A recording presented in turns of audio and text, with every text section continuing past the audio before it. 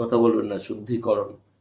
মনটাকে শান্ত রাখবেন, সবার সঙ্গে মানিয়ে চলতে শুরু করবেন, আর মনে পজিটিভ একটা ভাইবস রাখবেন সবসময় যে আমি যেটা করছি, যা করছি আমি তাতেই সাফল্য পাচ্ছি, পাবোই পাবো, বিশ্বাস রাখতে হবে।